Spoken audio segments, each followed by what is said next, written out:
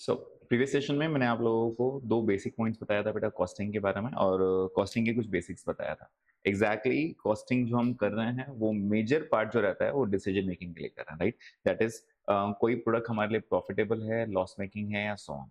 अगर एक regular accounts और कॉस्टिंग के बारे में डिफरेंस समझाऊं मैं आपको, तो कुछ ऐसा हो सकता है कॉस्टिंग और अकाउंट्स में। आपने अकाउंट सीखा है और अकाउंट्स में आपको मालूम है कि प्रॉफिट लॉस कैसे निकालता है। आपने ट्रेडिंग पैनल बनाया, राइट? फॉर एग्जाम्पल अगर मैं आपको बोलूं मेरा सेल्स 5 लाख रुपीज है और मेरा प्रॉफिट 1 लाख रुपए, कैन आई से I am doing the business very well? मेरा बिजनेस अच्छा चल रहा है, मतलब मैं ऑलमोस्ट 20% कमा रहा हूँ, राइट? 5 लाख पे मैं सेल कर रहा हूँ और 1 लाख रुपए तो कमा रहा हूँ, राइट? ये हो गया अकाउंट्स।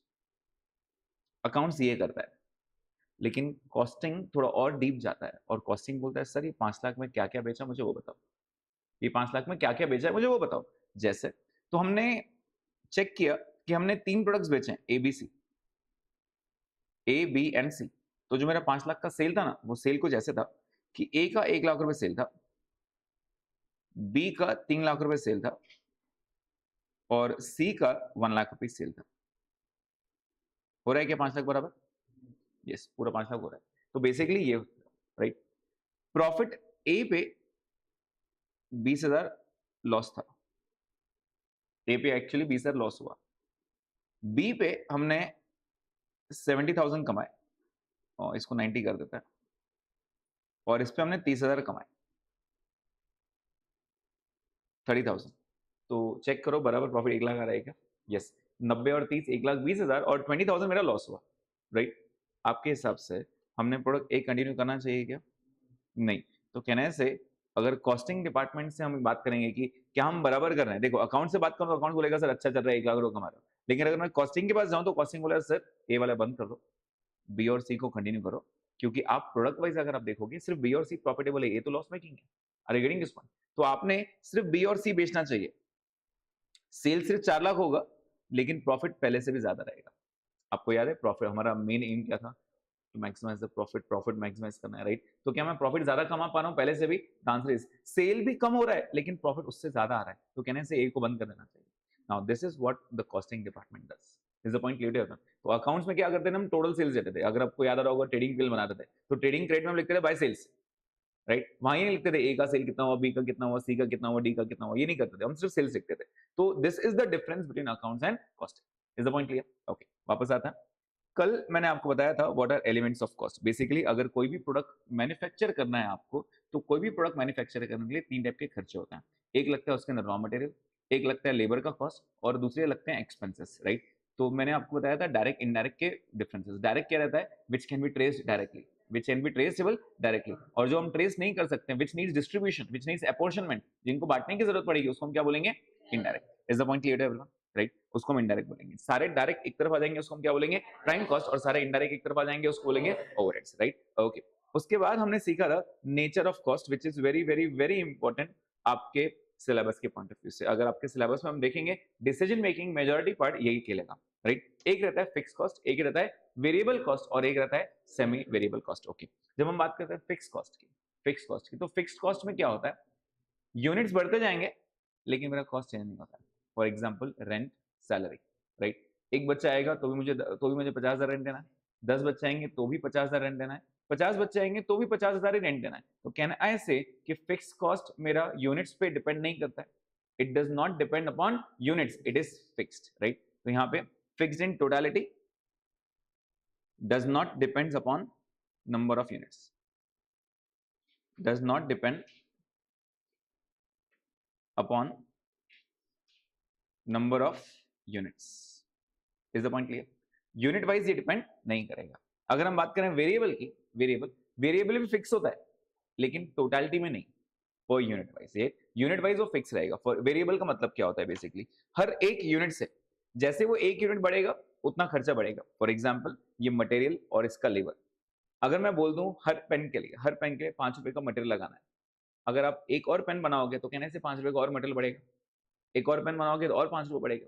लेबर का कॉस्ट जैसे हर लेबर को मैं बोल रहा हूँ कि एक पेन बनाओ 2 रुपए लेके जाओ, तो अगर वो एक पेन बनाएगा तो उसको 2 रुपए दूंगा, 2 पेन बनाएगा तो उसको 4 रुपए दूंगा, 3 पेन बनाएगा तो 6 रुपए दूंगा, 4 पेन बनाएगा तो 8 रुपए दूंगा। क्या वो कॉस्ट बढ़ते जा रहा है, यूनिट्स बढ़ रहे हैं तो क्या कॉस्ट भी बढ़ रहा है? The answer is yes. लेकिन क्या वो हर बार फिक्स बढ़ रहा है 2-2 रुपए से? The answer is yes. इसको हम क्या बोलते हैं? Variable cost. क्या ये पॉइंट क्लियर है? और फिर मैंने आपको बताया था सेमी वेरिएबल। सेमी वेरिएबल क्या रहता है? ना टोटलिटी में फिक्स रहता है, ना पर यूनिट फिक्स रहता है, राइट? जैसे मैंने आपको कल ये एग्जांपल दिया था, यूनिट्स थे और कॉस्ट था, टोटल में फिक्स नहीं था वो, क्योंकि 25 और 27,500 था। यूनिट वाइज जब मैंने किया तो it came to 25 and 18.33, right? तो ये ना फिक्स्ड हुआ ना वेरिएबल हुआ, तो ये क्या हो गया? Semi variable. तो सेमी वेरिएबल से मतलब क्या कि कुछ हद तक वो फिक्स्ड है और उसके बाद कुछ वेरिएबल है, तो हमें क्या करना पड़ेगा? उसका फिक्स्ड निकालना पड़ेगा, राइट? कैसे निकालेंगे फिक्स्ड और वेरिएबल? तो हम पहले निकालते हैं वेरिएबल। वेरिएबल कैसे निकालना है? Change in cost upon change in units. Cost में कितना चेंज हो रहा था और divide by number of units में कितना चेंज हो रहा है। फिर हम क्या करते हैं? किसी एक को बेस ले लेते हैं। बेस किसी को भी ले सकते हो, कल मैंने आपको दोनों से एग्जांपल दिया था। बेस आप किसी को भी ले सकते हो और वो बेस से आप वेरिएबल और फिक्स को अलग अलग कर सकते हो। क्या ये पॉइंट सबको समझ में आ रहा है? राइट? ओके। कल बहुत से बच्चों ने लिखा नहीं होगा, but I want everyone to write this nature of cost with examples.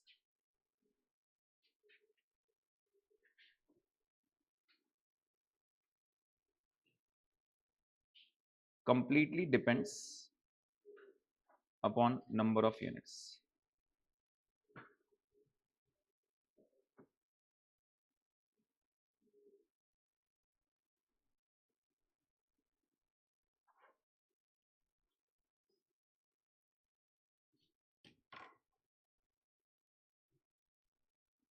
Completely depends upon number of units.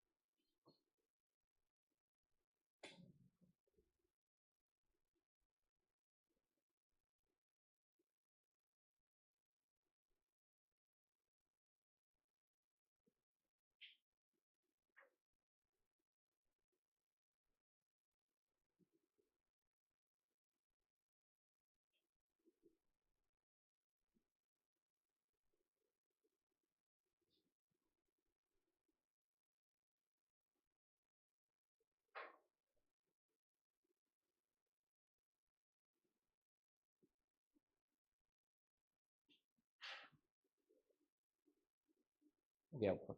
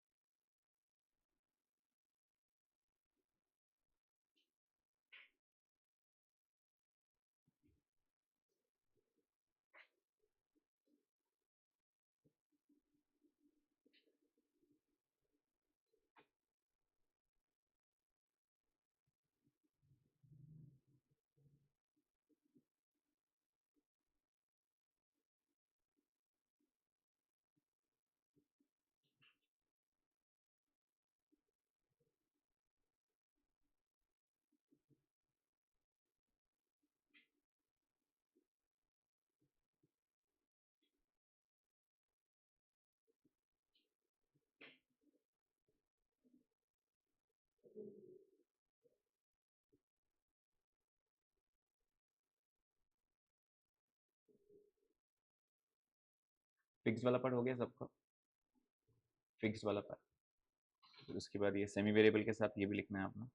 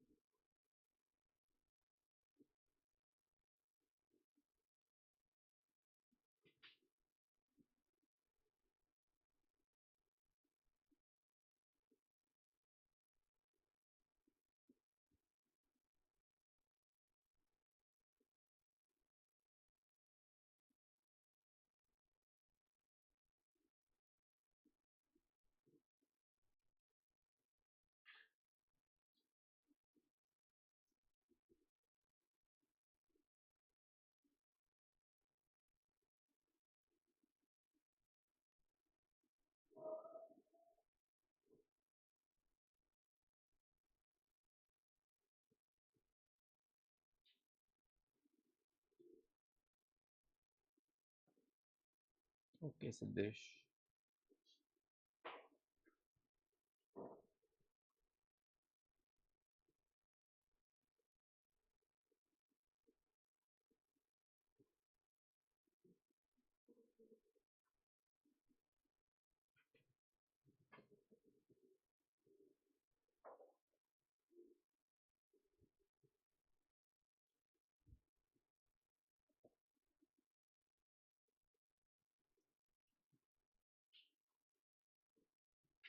Yes Dev, 1 minute सिर्फ।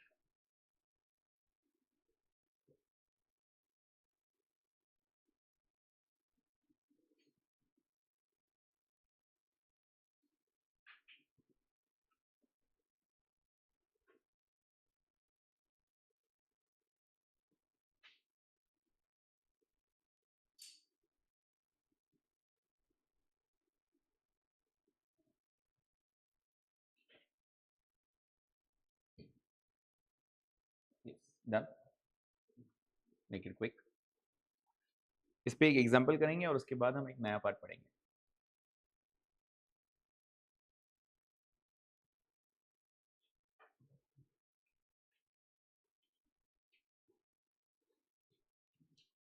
Done. Yes Dev, please take a screenshot for this.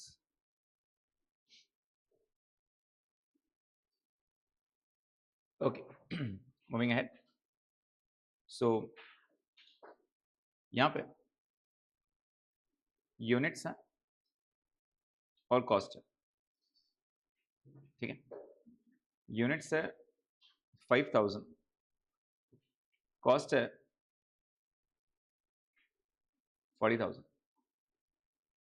Units हैं 7000 और कॉस्ट है 56,000।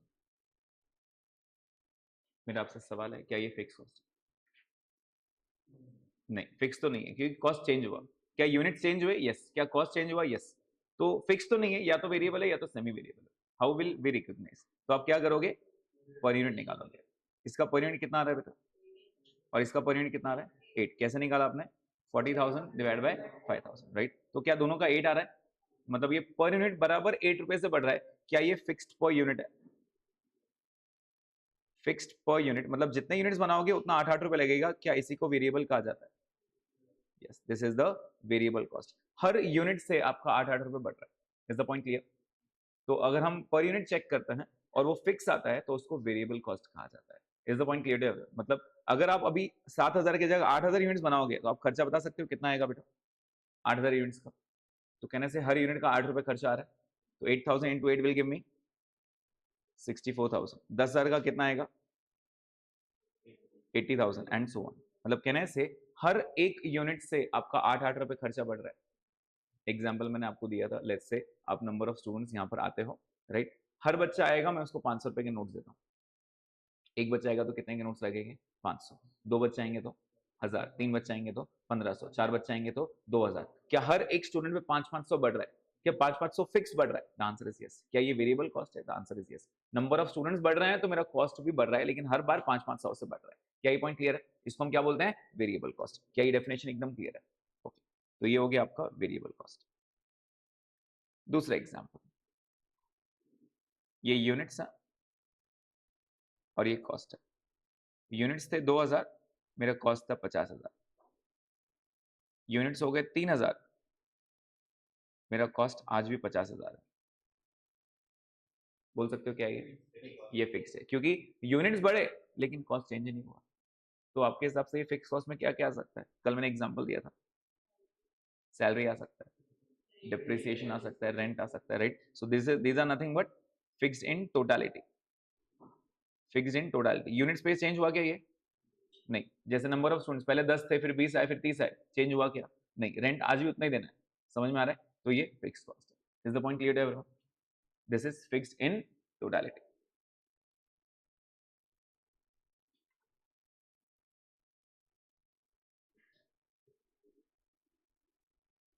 ये units हैं और ये cost है।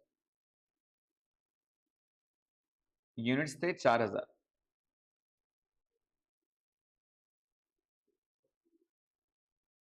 46,000। Units थे 6,000, कॉस्ट हो गया 54,000। क्या ये फिक्स्ड है? फिक्स्ड नहीं है, क्योंकि टोटल में फिक्स नहीं है तो फिक्स नहीं है ये।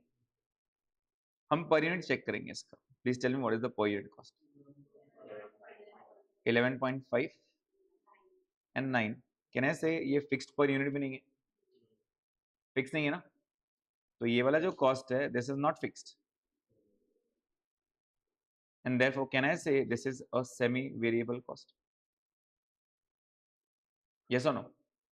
ये सेमी वेरिएबल है, मतलब इसके अंदर थोड़ा सा फिक्स्ड है और थोड़ा सा वेरिएबल है, right? How will I calculate the variable cost?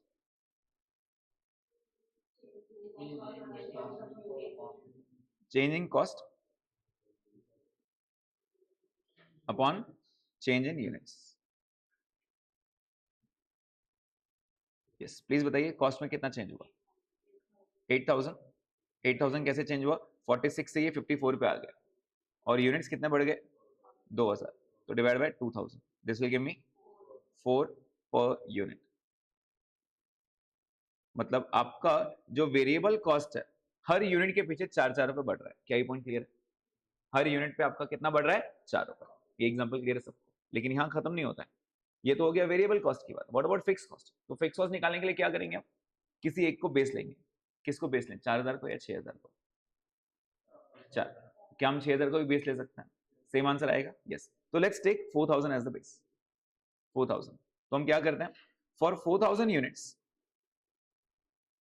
For 4,000 units what is the total cost? 46,000 बराबर 46। क्या इसमें से वेरिएबल हम अलग कर देंगे? प्लीज बताइए वेरिएबल कितना था? It was 4,000 units. एक यूनिट पे कितना? 4, तो कितना हो गया ये? 16,000। तो कहना से जो बाकी बचा हुआ है वो फिक्स ही रहेगा। यस, बाकी जो बचा हुआ है that is fixed which is 30,000। क्या ये पॉइंट सबको क्लियर है बेटा? अब जो हमने ये किया ना अभी, ये आपको लास्ट टॉपिक तक भी लगेगा, मतलब जब हम मार्जिनल स्टैंडर्ड बजट भी करेंगे तब तक भी ये चीजें लगने वाली है आपको, ठीक है? So this is 30,000। I hope ये पॉइंट क्लियर है सबको अभी। तो बाइफर्केट करना आपको अच्छे से आ रहा है, कौन सा फिक्स्ड है, कौन सा वेरिएबल है और कौन सा सेमी वेरिएबल है। क्या ये पॉइंट क्लियर है सबको? पक्का? ओके। तो अब हम बात करते हैं एक कंपनी के पॉइंट ऑफ व्यू से, राइट? कंपनी के पॉइंट ऑफ व्यू से ऑर्डर देने का तरीका क्या होता है। देखो, एग्जाम्पल दे रहा हूं, अगर मुझे ये पेन बनाना है तो पेन बनाने के लिए मुझे प्लास्टिक लगेगा, बराबर? तो अगर मैं सोल प्रोप्राइटर हूं, मुझे प्लास्टिक चाहिए, मैं फोन उठाऊंगा, हाँ भाई प्लास्टिक भेज दे, उसको पूछूंगा क्या रेट चल रहा है, भेज दे, बराबर? लेकिन एक कंपनी के पॉइंट ऑफ व्यू से ऐसा नहीं होता है। कंपनी में ना हर चीज के अलग अलग डिपार्टमेंट्स बनाए गए हैं, हर चीज के अलग अलग डिपार्टमेंट, उसी को कहा जाता है मटेरियल प्रोक्योरमेंट। अब ये वर्ड क्या है अच्छे से समझना। The word is material procurement. ये ना प्रैक्टिकल नहीं है, ये थ्योरेटिकल है, लेकिन समझना अच्छे से पड़ता है इसको। इसको समझना पड़ता है, बहुत इजी सा पॉइंट है, राइट? बहुत इजी सा पॉइंट है। मटेरियल प्रोक्योरमेंट एग्जैक्टली क्या होता है? देखो, आप और हम अगर रेगुलर बिजनेस करें ना, तो अगर हमको कुछ चाहिए रहता है तो हम फोन उठाते हैं, उसको बोलते हैं हाँ भाई भेज दे, इतना हो जाता है। बट ऐसा नहीं होता है एक बड़ी कंपनी के पॉइंट ऑफ व्यू से। कंपनी में बहुत सारे डिपार्टमेंट्स हैं और बहुत सारे डिपार्टमेंट्स के थ्रू ये सब करना पड़ता है, ठीक है? अब ये एग्जैक्टली क्या होता है? मटेरियल प्रोक्योरमेंट क्या रहता है? मटेरियल ऑर्डर देने का तरीका होता है, मटेरियल कैसे होगा। तो सबसे पहले एक कंपनी में अगर हम एग्जाम्पल बनाए, मुझे ये मोबाइल बनाना है, राइट? तो ये मोबाइल का डिजाइन वगैरह, इसमें कितना मेगापिक्सल रहेगा, स्क्रीन कैसा रहेगा, वगैरह वगैरह जो भी है, राइट? इसका कितना जीबी रहेगा वगैरह, ये सब कौन डिसाइड करेगा? ये सब कौन डिसाइड करेगा?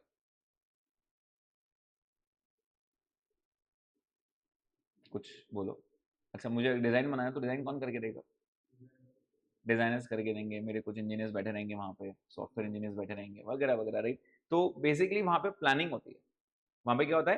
प्लानिंग होता है। तो सबसे पहले एक कंपनी में एक रहता है प्लानिंग डिपार्टमेंट,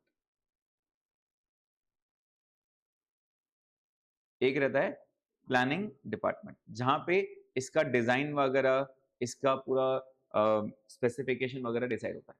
राइट। पूरा स्पेसिफिकेशन डिसाइड होगा कि हम ये मोबाइल कैसे बनाना चाहेंगे, इसका शेप कैसे रहेगा, स्क्रीन साइज क्या रहेगा, कितना जीबी रैम रहेगा एंड सो ऑन, राइट। सब स्पेसिफिकेशन प्लानिंग डिपार्टमेंट में मस्त अच्छे से एसी केबिन में बैठ के आराम से वो डिजाइन बनाता है, ठीक है। एक बार वो डिसाइड हो गया कि बस हमको ये बनाना है, ये प्लान बनाना है, राइट। तो ये क्या करेगा, ये ऑर्डर देगा प्रोडक्शन डिपार्टमेंट को। ये ऑर्डर किसको देगा, प्रोडक्शन डिपार्टमेंट को, भाई इसको प्रोड्यूस करना शुरू करो, ये मोबाइल बनाना शुरू करो, राइट। तो प्रोडक्शन डिपार्टमेंट ये मोबाइल बनाना शुरू करेगा। तो ये कौन सा डिपार्टमेंट आ गया सेकंड वाला, अभी प्रोडक्शन डिपार्टमेंट,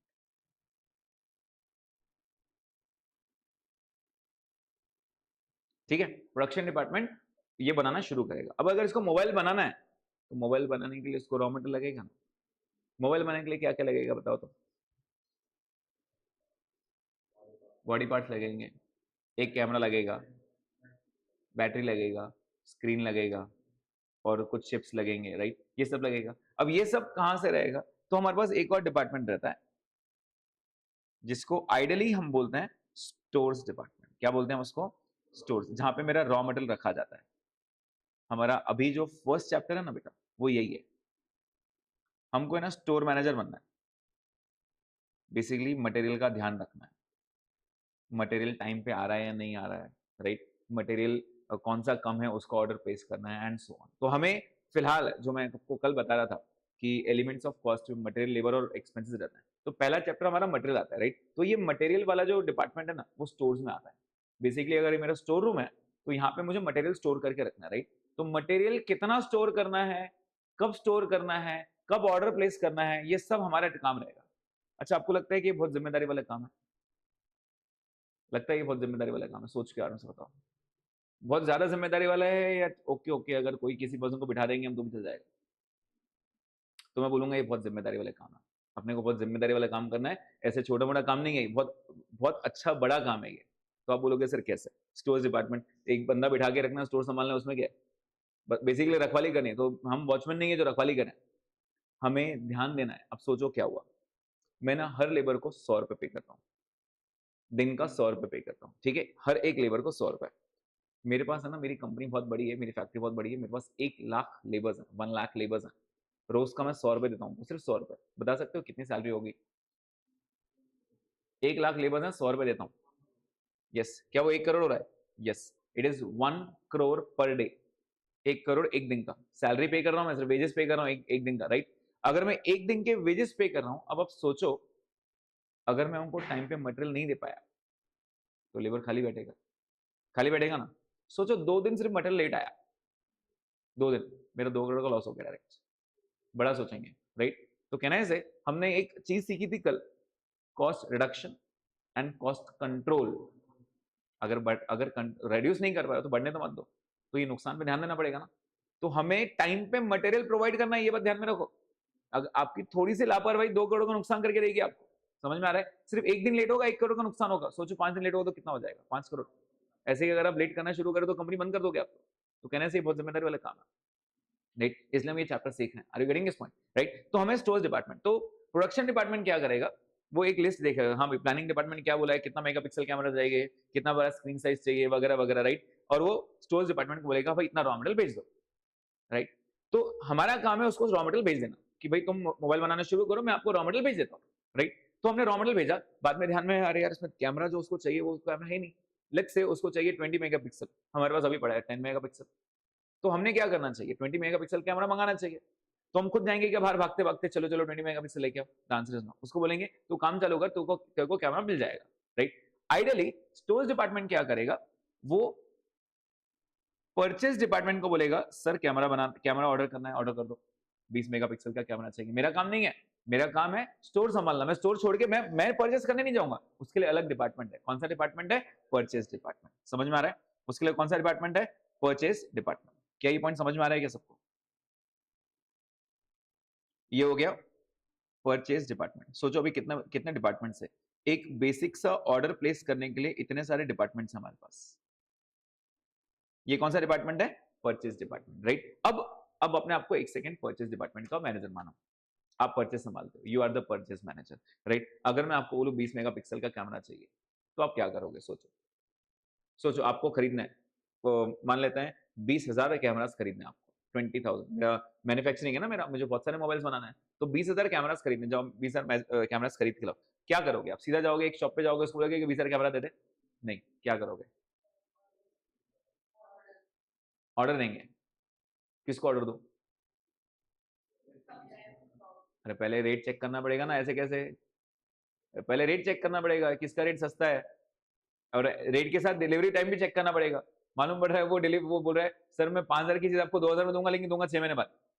ऐसा तो नहीं चलेगा ना, राइट? मुझे टाइम पे डिलीवरी भी चाहिए और रेट भी सस्ता चाहिए, क्वालिटी भी चाहिए, बेसिकली हर चीज, राइट? तो हम क्या करेंगे, सप्लायर्स को कॉल करना शुरू करेंगे।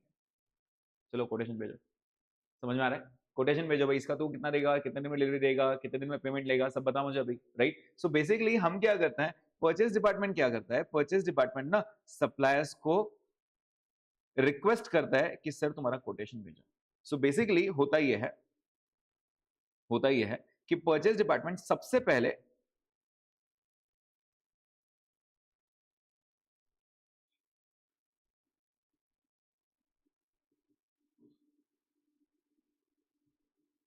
यह है सप्लायर,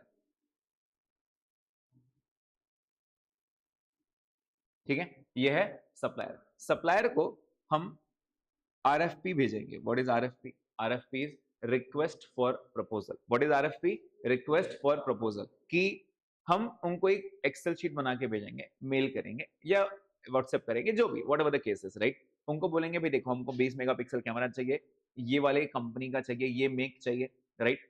और इतना इतना जो भी स्पेसिफिकेशन रहेगा हम पूरा डिटेल उसको देंगे और उसको बोलेंगे चलो कोटेशन भेजो। तो इन रिटर्न सप्लायर क्या भेजेगा अपने को? सप्लायर क्या भेजेगा? कोटेशन भेजेगा। क्या ये पॉइंट समझ में आ रहा है? सप्लायर हमको क्या भेजेगा? कोटेशन भेजेगा। कोटेशन आ गया, फिर हम चेक करेंगे सबके कोटेशंस। हाँ भाई इसका जो है, इसका 2,000 में पड़ रहा है, इसका 1,900 में आ रहा है, इसका 1,800 में आ रहा है, इसका 1,750 में आ रहा है, सो हम कंपेयर करना शुरू करेंगे। ऑर्डर किसको जाएगा? जो रेट कम देगा, क्वालिटी भी बराबर देगा, डिलीवरी टाइम भी कम रहेगा, तो हम क्या करेंगे, उसको ऑर्डर देंगे। ऑर्डर देने के लिए हमको उसको ऑर्डर देना पड़ेगा। ऑर्डर देने के लिए हमें क्या करना पड़ेगा? एडवांस पे करना पड़ेगा। एडवांस बोलेगा मेरा डिपार्टमेंट नहीं है अभी, मेरा सिर्फ परचेस का काम है, पैसा कोई और संभालता है, मेरा काम नहीं है। तो अगर किसी को ऑर्डर प्लेस करना है तो सप्लायर क्या बोलेगा, सर मेरे को रिटर्न में ऑर्डर भेजो। मालूम पड़ रहा है मैं आपको ऑर्डर बनाने रेडी करूँ, आपका कहीं ट्रांसफर हो गया तो सामने वाला दूसरा अगर परचेस डिपार्टमेंट में आएगा मैनेजर, वो बोलेगा मैंने थोड़ी ऑर्डर दिया, मुझे रिटर्न में चाहिए भाई, मेरे कोई रिस्क नहीं लेने वाला हूँ, मुझे रिटर्न में चाहिए। नहीं तो सोचो ना, अगर आप परचेस मैनेजर हो, राइट, कंपनी ने आपको शिफ्ट कर दिया कहीं और, दूसरा परचेस मैनेजर आया, उसने किसी और को ऑर्डर दे दिया, तो ये क्या बोलेगा, सर मैं कहाँ जाऊँ, मैंने बनाना शुरू कर दिया आपके लिए, 20,000 कैमरास बना रहा हूँ मैं, 20,000 कैमरास का क्या करूंगा? तो क्या कहना है, सप्लायर बोलेगा सर मुझे राइटिंग में चाहिए, आई वांट इन राइटिंग। आप अगर आपका ट्रांसफर हो गया या आपने मना कर दिया बाद में, मैं कहाँ जाऊंगा? तो आई वांट इन राइटिंग। तो राइटिंग के लिए what we give is PO. What is PO? PO नाम सुनाएंगे कभी? PO is purchase order. PO is purchase order. इसको परचेज करने का ऑर्डर दो। अब सप्लायर बोलेगा सर ऑर्डर तो मिल गया, पैसा कहाँ है? पैसा चाहिए ना अपने को, बिना पैसों के एडवांस, बिना पैसों के मैं काम नहीं करता, तो कुछ तो चाहिए। मैंने कहा पैसा? पैसा मैं नहीं संभालता, पैसा अकाउंट डिपार्टमेंट के पास है, फाइनेंस डिपार्टमेंट, मेरे पास मत आ। मेरा काम था रेट चेक करना, ऑर्डर प्लेस करना, पैसा कोई और संभालता है, राइट? तो सप्लायर किसके पास जाएगा? सप्लायर किसके पास जाएगा? अकाउंट्स डिपार्टमेंट के पास। क्या ये पॉइंट समझ में आ रहा है क्या? सप्लायर किसके पास जाएगा? अकाउंट्स डिपार्टमेंट के पास। देखो बहुत सारे डिपार्टमेंट्स हो गए अपने पास अभी, अकाउंट्स या फिर फाइनेंस डिपार्टमेंट बोल सकते हैं इसको, ठीक है? तो हम अकाउंट्स डिपार्टमेंट संभाल लेते हैं। अकाउंट्स डिपार्टमेंट, तो सप्लायर जाएगा, सर बोलेगा सर एडवांस दो, तो अकाउंट्स डिपार्टमेंट बोलेगा किस चीज का एडवांस बता? तो सप्लायर बोलेगा सर परचेज ऑर्डर आया ना, मैंने कहा इनवॉइस भेज, इनवॉइस भेज मुझे, बिल भेज, बिल। तो सप्लायर बोला सर भी मटेरियल बना ही नहीं है, बिल कहां से भेजूं? मैंने कहा भाई बता ना, अंदाजा तो बता क्या होने वाला है। तो एक बिल को हम बोलते हैं प्रोफोर्मा इनवॉइस। क्या बोलते हैं? Proforma invoice. तो सप्लायर क्या करेगा, अकाउंट्स डिपार्टमेंट को प्रोफोर्मा इनवॉइस देगा। प्रोफोर्मा आपने कभी नाम सुना है क्या? प्रोफोर्मा इसके पहले सुना तो है, फाउंडेशन में था प्रोफोर्मा, कंसाइनमेंट में था प्रोफोर्मा, राइट? तो proforma invoice is nothing but it is as good as invoice, but it is not invoice. उसमें सिर्फ डिटेल्स रहता है, सर मैं आपको ये चीज प्रोवाइड करने वाला हूँ, इतना इतना पेमेंट रहेगा, उसका कुछ एडवांस मुझे अभी चाहिए, राइट? जैसे ही प्रोफोर्मा इनवॉइस आ जाता है, ऑब्वियसली वो एक पीओ की कॉपी भी डाल देगा उसके साथ कि आपके डिपार्टमेंट से परचेज ऑर्डर आया है और इतना मैं एडवांस मांग रहा हूँ, लेट्स से बिल है आपका 2 करोड़ का, मुझे सिर्फ 10 लाख रुपए एडवांस दो, राइट? तो ये प्रोफॉर्मा इनवॉइस के बाद क्या अकाउंट्स डिपार्टमेंट उसको एडवांस पे करेगा? यस और नो? यस, वो उसको क्या पे करेगा? एडवांस पे करेगा। पॉइंट समझ में आ रहा है क्या सबको?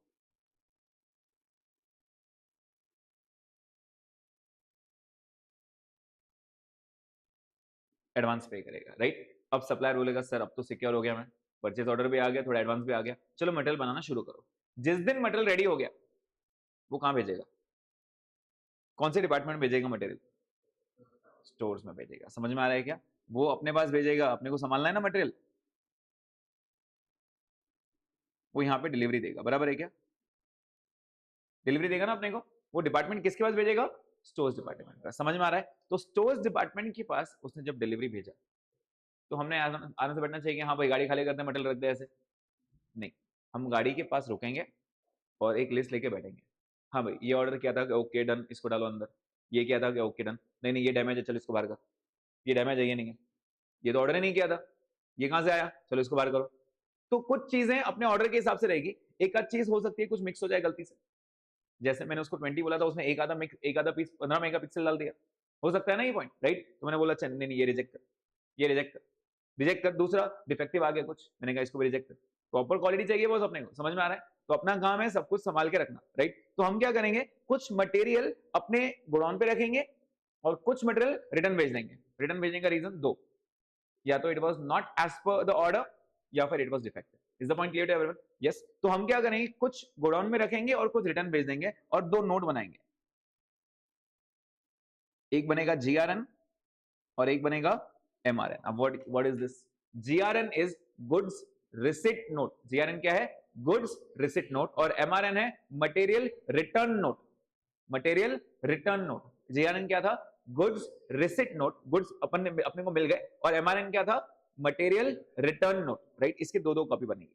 दो कॉपी क्या बनेगी? एक कॉपी वो सप्लायर को भेज देगा, भाई देखो तुमने लेट्स से क्वांटिटी 100 भेजी थी, 95 में रख रहा हूं, 5 रिजेक्टेड है, राइट? और यही एक कॉपी स्टोर डिपार्टमेंट वाला क्या करेगा, एक सप्लायर को भेज देगा और एक फाइनेंस को भेज देगा, दोनों को भेज देगा। तो अकाउंट्स डिपार्टमेंट क्यों भेजा उसने? कि उसने बोला सर 100 का ऑर्डर प्लेस किया था, 5 रिजेक्ट हुए, 95 आ गए, तो 95 का पेमेंट देना उसको।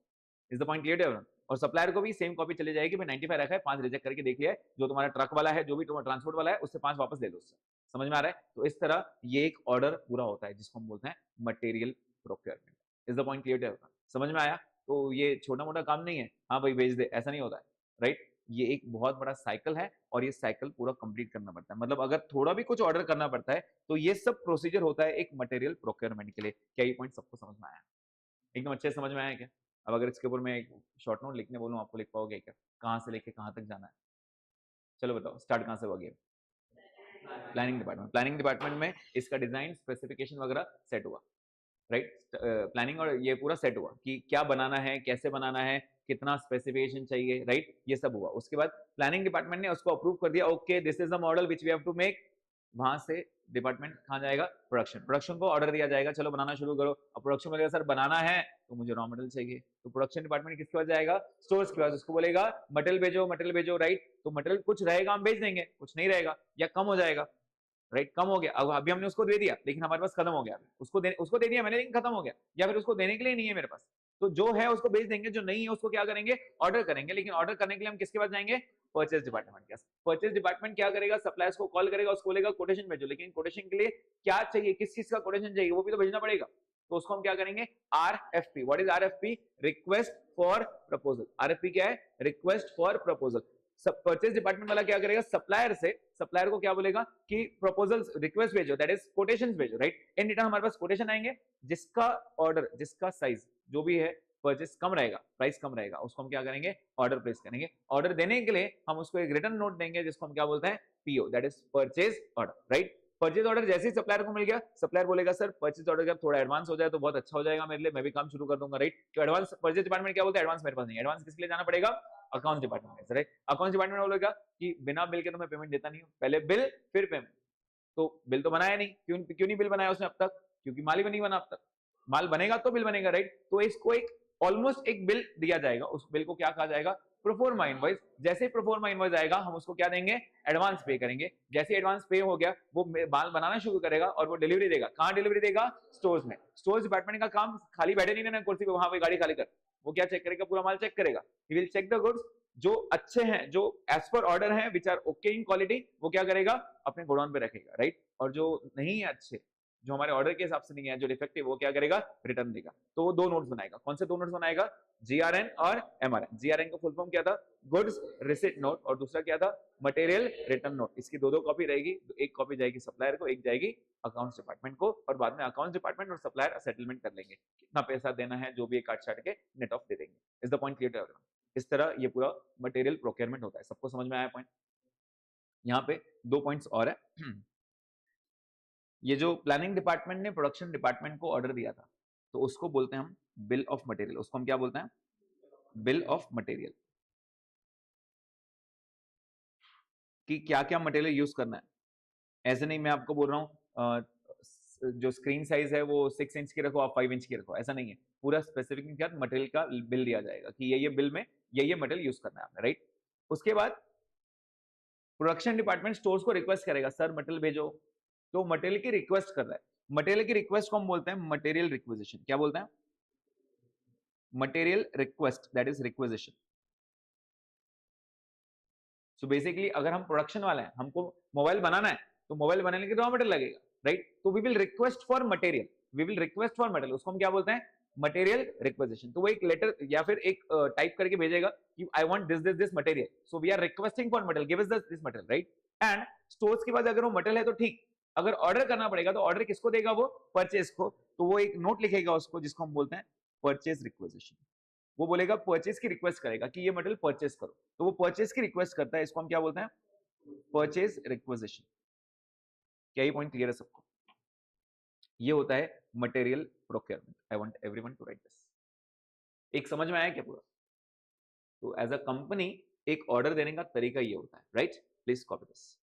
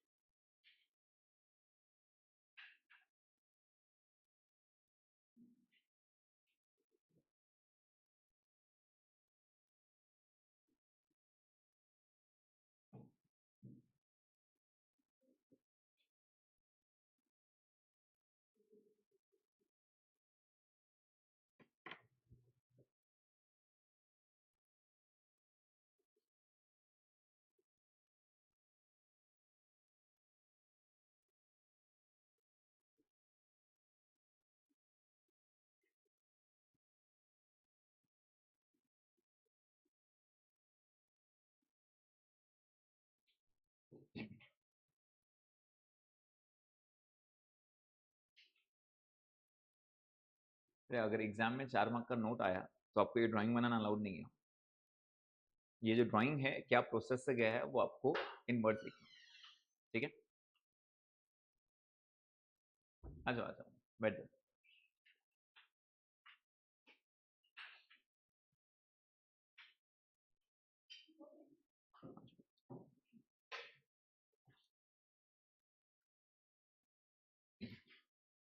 तो हमने जो 2 दिन में सीखा वो बेसिक्स थे, राइट, वो बेसिक्स थे।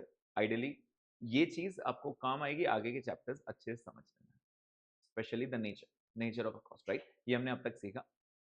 नेक्स्ट सेशन में will be starting with the proper chapter and the first chapter will be material. Material को किस तरह ऑर्डर किया जाएगा, एक चैप्टर थोड़ा सा बड़ा है वो, उसके अंदर बहुत छोटे छोटे पॉइंट्स हैं जो आपको सीखना है। एंड जब आप मटेरियल सीखोगे तब आपको समझ में आएगा कि हाँ इसमें बहुत कुछ है सीखने जैसा, ठीक है। तो फिलहाल इसको आज के लिए यहीं स्टॉप करता हूं।